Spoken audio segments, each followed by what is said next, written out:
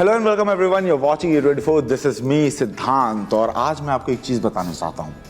कुछ फिल्में आपने देखी होंगी जो आपको हंसाती होंगी, कुछ फिल्में आपने देखी होंगी जो आपको रुलाती होंगी, वहीं कुछ फिल्में ऐसी होंगी जो आपको अपने घर पे या फिर सिनेमा हॉल में बैठ के बहुत ज्यादा गुदगुदाती होंगी।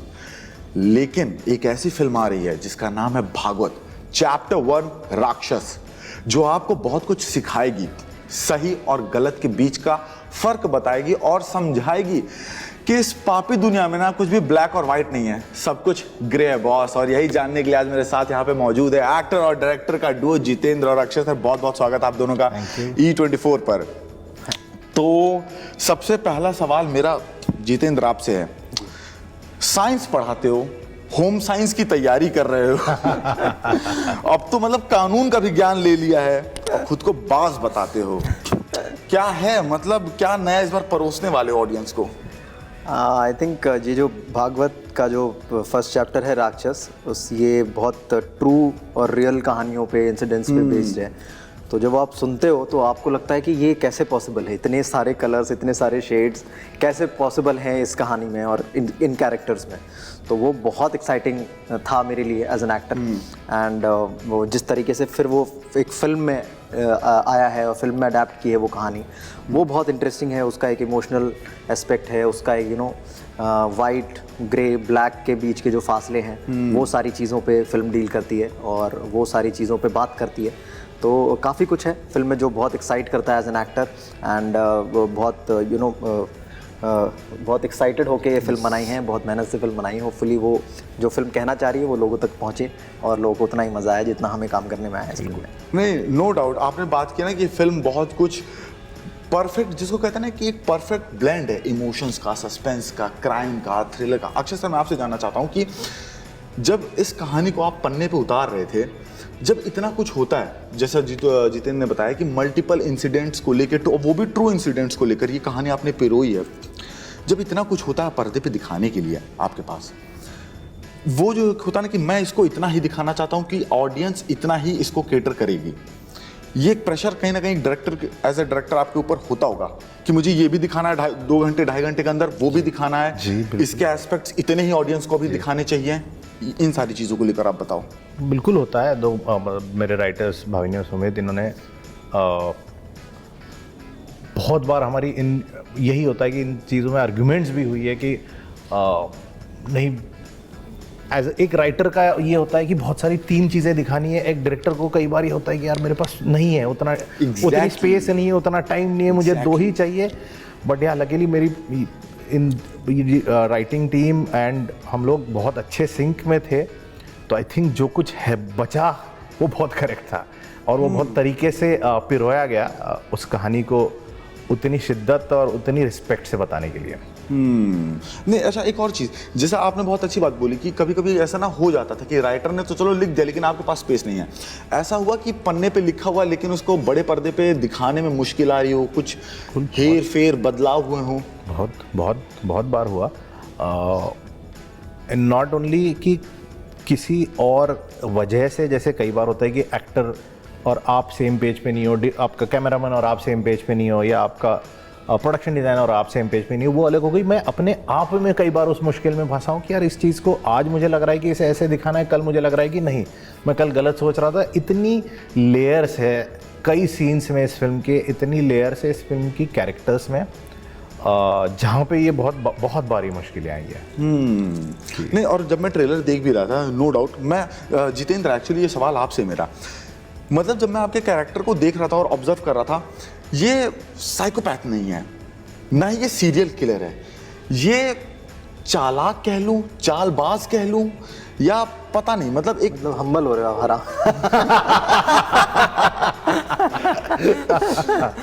कुछ तो है ये कैरेक्टर। और जब ऐसा कैरेक्टर आपके पास आता है कि आप प्रॉपरली ना ही आप लेफ्ट जा सकते हो ना ही आप राइट जा सकते हो, आपको एक न्यूट्रल बैलेंस में सीन के हिसाब से खेलते रहना है।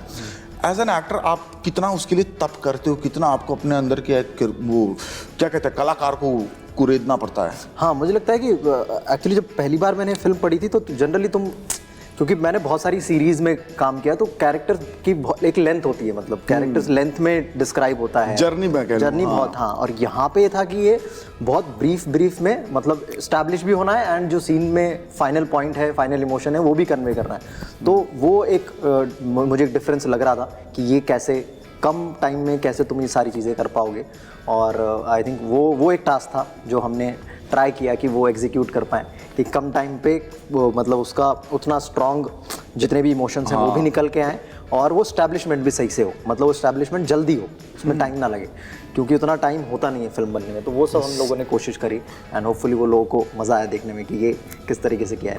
एंड ऑन एंड ऑफ देखने को मिल रहा था। लेकिन मैं एक और चीज़ जानना चाहता हूँ कि आखिर जितेंद्र कैसे सीखते हैं? जब आप बता रहे हो ना वो टाइमिंग खेलना, वो क्रंचेस को मेंटेन करना, और जब इस तरह की चीज़ें आती हैं कैसे सीखते हो आप? जैसे हम क्या होता है, हम इंटरव्यू करने आना है, आर्टिकल्स पढ़े, रिसर्च किया, इधर उधर अपने 4 चीज़ें इकट्ठा की, तोड़ मरोड़ के कुछ नया बना लिया। जितेंद्र अपने एक्टर को कैसे प्रिपेयर करते हैं? मतलब मोस्टली कॉन्वर्सेशन, मतलब डायरेक्टर राइटर्स के साथ बैठ के कॉन्वर्सेशन से ही पता चलता है। जैसे आपके लिए आपने बताया कि रिसर्च है, तो मेरा मेनली रिसर्च वहीं से होता है कि मैं डायरेक्टर से वही बहुत सारे सवाल पूछता हूँ कि भाई कैसे आपने सोचा, कहाँ से आया। तो फिर मैं पूछता हूँ क्या मुझे देखने चाहिए, अगर कहीं से इंस्पायर्ड चीज़ें हैं। कई बार पता चलता है कि नॉवेल से इंस्पायर्ड हैं कुछ चीज़ें, कई बार पता चलता है कि ट्रू इंसिडेंट्स हैं, क्लिप्स हैं, उनसे इंस्पायर्ड हैं। तो मैं फिर पूछता हूँ क्या मैं वो देख सकता हूँ। तो कुछ लोग अलाउ करते हैं कि हाँ वो देख सकते, कुछ लोग मना करते हैं कि मत देखो। जो स्क्रिप्ट है अपन उसी पे रुकते हैं। तो मेरे को लगता है कि हाँ बहुत सारे कॉन्वर्सेशन बहुत हेल्प करते हैं एज एन एक्टर मुझे। और मुझे ऐसा लगता है कि अगर स्क्रिप्ट में कहानी एक बार आपको अच्छी लगी, आपको as an actor, as an audience, आप जब, क्योंकि पहली बार तो मतलब बहुत फ्रेश स्टार्ट होता है, ना तुम एक्टर की तरह देखते हो ना तुम ऑडियंस की तरह देखते हो, तुम मिडवे ही कहीं रहते हो। तो अगर उस टाइम पे आपको अच्छी लग जाए, उसके बाद मुझे लगता है कि स्क्रिप्ट को बार बार पढ़ने से आपको बहुत सारी चीज़ें मिल जाती हैं। ऐसा होता है? हाँ, आप पढ़ते रहो, आपको हर बार कुछ एक अलग क्लिक करता है, हर बार क्लिक करता है। मैंने तो ये भी सुना है कि स्क्रिप्ट मतलब स्क्रिप्ट नहीं, लेकिन वो जो फाइनल ड्राफ्ट रहता है स्क्रीन पे वो बदलता रहता है। मतलब कई इंटरव्यूज में मुझे डायरेक्टर ने बोला कि फाइनल ड्राफ्ट कुछ नहीं होता है, जो शूट हो रहा वही फाइनल ड्राफ्ट है। बिल्कुल वो बदल सकता है, but C those changes, at least in my understanding, those changes बहुत बेसिक चेंजेस होंगे। ओके। जो आपकी एक ग्राफ है आपकी कहानी का और आपके कैरेक्टर का, जो लेयर्स है आपके कैरेक्टर के, उनका ढांचा वही रहेगा। उसमें आप ऑब्वियसली अब ऊपर जाना है, नीचे जाना है, ये चीज़ें बदलती रहेंगी, उसके अलावा नहीं बदलेगा, मुझे नहीं लगता। हाँ, मुझे लगता है कि वर्ड से आप इधर उधर कर सकते हैं कि हाँ जो कंफर्टेबल लग रहे हैं उस मोमेंट पे, मतलब ईजी हो लग रहा है। हर किसी का अपना तरीका है ये करने का। लेकिन आप मुझे बताते थे कि सत्या उन्होंने शूट करते करते लिखी है। मतलब फॉर मी इट्स मैजिक। अगर ऐसा हो सकता है तो आई एम नॉट केपेबल, बहुत बड़ी बात है वो। आप दोनों का पॉइंट ऑफ व्यू मैं जानना चाहता हूँ इस सवाल पे कि हम सबको पता है इट्स ए ग्रे वर्ल्ड, लेकिन आज की डेट में एक और बहुत बड़ा इशू है कि ऑडियंस कभी कभी इतना ग्रे वर्ल्ड देखना भी नहीं चाहती। उनको पता है बट वो एक्सेप्ट भी करती है इस चीज़ को, बट दे डोंट वांट कि नहीं ऐसा नहीं होता टाइप ऑफ चीज़ें। ऐसा नहीं होता ये सोचते हैं कि उनको ग्रे वर्ल्ड नहीं देखना। देखिए इसमें दो चीज़ें हैं। पहली चीज़, मुझे पता है कि ये चीज़ें गलत हैं, ठीक है, बट मैं ओपनली उस चीज़ को देखना भी नहीं चाहता हूँ। और ये कहानी बहुत सारे इंसिडेंट्स को टच करती है, ठीक है। आई एम वेरी श्योर जब फिल्म आएगी, जब मैं देखूंगा तो मुझे ये भी पता चलेगा कि सिस्टम के कई सारे एस्पेक्ट्स को भी ये फिल्म टच करेगी। मैं जानना चाहता हूँ, जब इतना एक ऐसा मैसेज आपके पास होता है, एक ऐसी कहानी आपके पास होती है, ये इस प्रेशर को, मैं प्रेशर कहूँ या आई डोंट नो इसके प्रॉपर वर्ड क्या है, लेकिन राइट मैसेज राइट वे में to the right audience rightly way में लैंड करना बहुत ज़रूरी है आज की डेट में। इस चीज़ को आप फिल्म मेकिंग के जब आप बनाते हो तो आप कैसे देखते हो? ये प्रेशर है, मतलब आप बिल्कुल प्रेशर कह सकते हो इसे, क्योंकि नॉट ओनली इसी फिल्म की बात नहीं कर रहा हूँ मैं, जनरली किसी भी फिल्म में जब एक फ्लैम्बॉयंट ग्रे कैरेक्टर है, बहुत मुश्किल बात है कि आप उसे हीरो ना बना दे। हीरो इन ऑडियंस की mind terms, I am not saying film की टर्म्स, उसे आइडल ना बना दे किसी के लिए, उसे ये ना हो कि कोई इंस्पिरेशन बन जाए वो किसी के लिए। ये बहुत थिन लाइन है और जिसकी ऑब्वियसली कोशिश होगी। वैसे सिनेमा में हमेशा से ग्रे या नेगेटिव कैरेक्टर्स के लिए ज़्यादा अट्रैक्शन रहेगा, बिकॉज दे आर फ्लैम्बॉयंट। उनके अंदर लेयर्स बहुत होती है उस कैरेक्टर्स में प्ले करने के लिए, सो ऑब्वियसली वो ज़्यादा अट्रैक्टिव होता है। सो इट्स अ प्रेशर कि आप गलती से भी उस तरफ ना जाएं जहाँ पे किसी के लिए वो इंस्पिरेशन बने या किसी के लिए या वो ज़्यादा मज़े दिलाए तो आप उस तरीके का उसका अट्रैक्शन बनाए। जितेंद्र, कमिंग टू यू, जब मैं ट्रेलर देख रहा था, मुझे स्टार्टिंग में जब देख रहा था मुझे लगा इस बार मेरा जीतू भाई इस बार रोमांस करते हुए दिखेगा स्टार्टिंग के पोर्शन, अब होगा, हीरो बन गया भाई, लवर बॉय बन गया। मार दिया, और पता नहीं मारा भी कि नहीं मारा, लेकिन फर्स्ट हो गए हो। ये मतलब ये जो इन्होंने बोला कि हीरो, अपनी जर्नी को जब आप देखते हो आपको लगता है कि वो हीरो वाला टैग और वो जुड़ रहा आपके साथ, अपने आप को एज ए हीरो देखते हो या अपने आप को एज ए कलाकार देखते हो? मतलब I think it depends on characters. मतलब मुझे लगता है कि आप, ये मुझे समझ में आया कि आपकी जर्नी डिपेंड करती है कि आपके कैरेक्टर्स किस तरह से इन्फ्लुएंस कर रहे हैं लोगों को। तो हीरो इज़ लाइक कि हाँ, अगर जैसे मैं कोटा फैक्ट्री की अगर बात करूँ तो जब जीतू भैया किया तो एक्चुअली उसने वहाँ के टीचर्स में कुछ चेंजेस लेके आया। उन्होंने मुझे बताया वहाँ के टीचर्स ने कि यार इस तरह से पहले जब हमने कोटा फैक्ट्री देखने के बाद हम किस तरीके से चेंज हुए, तो अपने आप वो कैरेक्टर हीरो हो गया।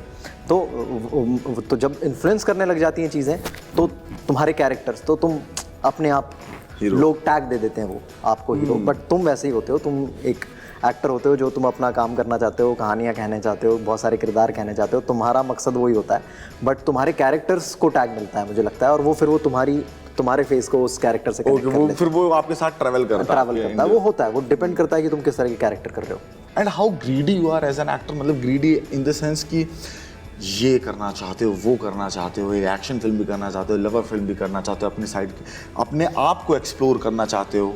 हाँ, ऑफ कोर्स बहुत सारे कैरेक्टर्स, बहुत सारी कहानियाँ कहना चाहता हूँ, बट वो कहीं ना कहीं मुझे कन्विंसिंग या मेरे को अंदर से मज़ा आना चाहिए उसमें, वरना वो दोनों के लिए नुकसान होगा। अगर मैं कन्विंस नहीं हूँ और मैंने जस्ट इस ग्रीड में कर लिया कि हाँ यार ये मैंने रोमांस कभी नहीं किया तो मैं कर लेता हूँ, या मतलब इस पे हाँ इस पर कमर्शियल बहुत ज़्यादा है तो कर लेते हैं, तो वो मैं उस ग्रीड में मैं नहीं जाता हूँ। कहानी मुझे, वरना फिर वो दोनों के लिए गलत हो सकता है, मेकर के लिए भी और मेरे लिए भी। अगर उसके इंटेंशन अगर सही नहीं है, उसके इंटेंशंस अगर कहानी सच्चाई से बताना नहीं है ना दोनों का, मतलब मेकर्स का और एक्टर का, अगर वो एक सेम पेज पे नहीं है कि यार ये कहानी बतानी है और इसमें मज़ा आएगा, इस कहानी में बताने में या इस कैरेक्टर को खेलने में मज़ा आएगा, वो जब तक सही तरीके से नहीं आ रहा है ना अंदर से, तब तक मैं थोड़ा रुका रहता हूँ। मतलब ऐसा नहीं है कि मैं मतलब इमीडिएटली मना कर देता हूँ या मैं थोड़ा वेट करता हूँ, मैं थोड़ा टाइम लेता हूँ। हाँ, टाइम लेता हूँ उस चीज़ पे कि ये हो सकता है कि अभी इस वक्त मेरे को अच्छा नहीं लग रहा हो, लेकिन हो सकता है कि 2-3 दिन बाद मैं दोबारा पढ़ूँ। हुआ है कभी ऐसा? हाँ, इनफैक्ट एवरी फिल्म, मतलब मैंने जो इनिशियल अपनी जितनी भी फिल्में हैं सब एक बार में मना किया कि ये मैं नहीं करूँगा या नहीं कर पाऊँगा। मतलब हाँ, उतना मेरे को पता नहीं, समझ नहीं आ रही चीज़ें, बट फिर वो जब वो 1 हफ्ता गुजरता है, 1.5 हफ्ता गुजरता है, फिर उसकी कुछ मोमेंट्स रह जाते हैं दिमाग में कि यार वो था तो अच्छा, वो सीन बड़ा मज़ेदार था, एंड देन फिर आई गो बैक कि अरे वो करते हैं, मज़ा आएगा उसमें। तो ऐसा बहुत बार हुआ है मेरे।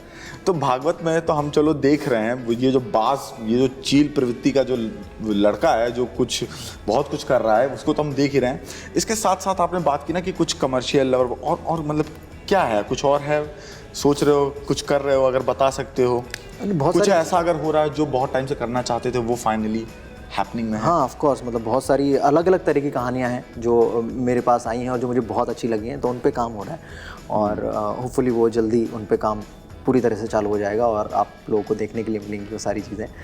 बट हाँ, अभी बताने जैसा तो ऑफ कोर्स कुछ है नहीं। तो मतलब मिलेंगे हम आगे 17 को भागवत आ रही है, खबर को प्लीज़। अक्षय सर, मैं आपसे जब मैं आपके ऊपर जब मैं रिसर्च कर रहा था तो मैं एक पॉइंट पे पहुंचा जहाँ मुझे पता चला, और मैं अभी इसी साल की बात होगी, ऑलमोस्ट लाइक 2 या 3 महीने पहले की बात होगी, मैं मूवी देख रहा था डरना ज़रूरी है, और मुझे पता चला कि इस फिल्म से आप भी जुड़े हुए थे। आप राइट नाउ, क्योंकि मुझे ऐसा लगता है ना तब का हॉरर सिनेमा वाकई में बहुत अलग हुआ करता, आज का हॉरर सिनेमा थोड़ा सा फीका पड़ रहा, मुझे ऐसा लगता है अपने बॉलीवुड का। वाकई में डरना ज़रूरी है, जब मैं देख रहा था तो उसमें डर लग रहा था मुझे। आपका क्या नज़रिया है इस हॉरर थिंग को लेकर? नज़रिया मतलब आज की हॉरर फिल्में इतनी the so called horror comedy genre जो आया है, मैं नहीं एंजॉय करता, बट आई थिंक ठीक है, ऑडियंस एंजॉय कर रही है। लाइक मेरे लिए डेफिनेटली आज भी इंडिया की हॉरर फिल्मों में निकाले तो रात for example was one of the finest horror, but हाँ उस जोन का हॉरर अब नहीं बन रहा है? नहीं देखा, बहुत दिनों से नहीं देखा, हो सकता है मैंने मिस किया हो कोई फिल्म, तो मुझे नहीं पता। नहीं, एक और चीज़ है, पता लोग कहते भी कि आज के डेट में वो जो सिनेमा का जो एक्चुअल जो हमारा इंडियन सिनेमा का जो मैजिक है, जो टच है, वो भी लोग कहते हैं कि मिसिंग है। आपको क्या, आप दोनों का as a from the film fraternity, as a director, as an actor, वो फील होता है कि कहीं ना कहीं वो मैजिक जो है अपने इंडियन सिनेमा वाला, वो मिसिंग है करंट सिनेरियो में? नहीं, आई डोंट थिंक सो कि मैजिक मिसिंग है। यस, मे बी 10 कहानियाँ अगर बन रही है तो उसमें से 6 की कनेक्ट कहीं ना कहीं नहीं हो पा रही है, तो वो उस कंटेंट एंड ऑडियंस की मैच में कहीं गड़बड़ आ रही है। बट मैजिक मिसिंग है मैं नहीं कहूँगा, that's too big a thing. Okay, yes. Jitendra भाई, योर टेक? हाँ नहीं, मैं तो फुल सपोर्ट में हूँ जिस तरह की फिल्में आ रही हैं। मतलब ऑफ कोर्स कई बार नहीं कनेक्ट करती हैं, वो होता है, और उसके बहुत सारे रीजंस हो सकते हैं। उसका सिर्फ ये मतलब नहीं है कि कहानी ठीक से नहीं बनाई गई या कहानी पे ठीक से काम नहीं किया गया। मैजिक इज़ द कनेक्शन, वो थोड़ा बहुत आई थिंक मिसिंग हो रहा है। उसके बहुत सारे फैक्टर्स हो सकते हैं, क्योंकि एक कंफ्यूजन हो सकता है कि यार ये फिल्म OTT पे देखनी है या थिएटर्स में जाके देखती है, वो कंफ्यूजन बहुत बड़ा कंफ्यूजन है एक्चुअली आज की डेट में। हाँ, अदरवाइज मल्टीपल प्लेटफॉर्म्स और बहुत डाइवर्सिटी है ऑडियंस के पास आज की डेट में। ये बहुत ट्रांजिशन फेज में भी है, मुझे ऐसा लगता है Actually, हाँ, जो आई थिंक सबको अपना अपना एक क्लैरिटी आने में वाला फेज है ये, जब कुछ दिन लगेंगे शायद, जब when people will have their own space कि अच्छा ये मेरा दिस इज माय लाइकिंग, ये फिर उस जॉनर में आई हुई चीजें उन्हें पसंद आएगी, उस तरीके से आई हुई चीजें उन्हें पसंद आएगी, और ये होगा अब। Now it the next world is going to be that. हाँ, मतलब और सारा मैजिक लाइफ में फिल्मों से एक्सपेक्ट करना थोड़ा सा अनफेयर है। मुझे लगता है थोड़ा इजी तो बाकी लोगों के लिए भी छोड़ते हैं। बहुत बर्डन है। जितेंद्र, एक और चीज़, अगर मैं आपकी ग्राफ को लेकर बात करूँ, अगर मैं ग्राफ भी नहीं, अगर मैं आपकी जर्नी को लेकर बात करूँ, आई होप कभी ना कभी ऐसा होता होगा कि जब आप अकेले खुद के साथ बैठते होगे और अपने उस जितेंद्र को देखते होगे जो तब सोशल मीडिया पे वायरल हुआ था, जब सोशल मीडिया इतना ज़्यादा एग्जिस्ट भी नहीं करता था।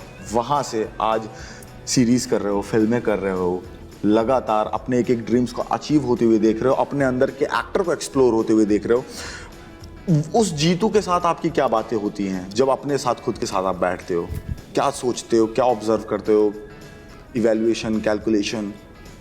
नहीं, मतलब आई थिंक जब कभी लग रहा होता है कि हाँ, मतलब कई बार ऐसा होता है, आपको लगता है कि हाँ थोड़ा बोर्डम आ रही है in when you doing films, और वो जब लगता है कई बार कि हाँ उस तरह के कैरेक्टर्स जो मैं करना चाह रहा हूँ, बट फिर वो जीतू मुझे याद दिलाता है कि नहीं, मतलब जहाँ पे तुम पहुँचे हो और जिस तरह के कैरेक्टर्स या जिस तरह की चीज़ें मिल रही हैं, तो बी ग्रेटफुल अबाउट इट। तो वो बहुत सिर्फ ग्रेटफुलनेस फील कराता है वो जीतू, और अच्छा लगता है जब उससे बातें होती है। नेकी करो और दरिया में डाल। एंजॉय करो, वैसे वाला है कि हाँ जो भी मिला है be grateful and enjoy. Okay, and my last question is 17 अक्टूबर को ऑडियंस ZEE5 पर भागवत चैप्टर 1 राक्षस में क्या नया, वो जो एक एक्स फैक्टर होता है हर फिल्म का, क्या वो एक +1 फैक्टर आप डिलीवर करेंगे ऑडियंस को? क्या आपको मतलब ये देख के तो संतुष्ट हो ही जाएगी जनता? Jeetu please. Definitely it will be Jeetu, hopefully. And मतलब हाँ, ये आई थिंक ऑडियंस डिसाइड करेगी कि ये किस तरह से उनको हिट कर रही है और किस लेवल पे उनको हिट कर रही है। सो उसके लिए आपको फिल्म देखनी पड़ेगी। एंड 17 अक्टूबर को भागवत आ रही है, एंड बहुत सारा क्राइम, बहुत सारा थ्रिलर, सस्पेंस, मिस्ट्री लेके आ रही है। And of course there will be emotional takeaways also.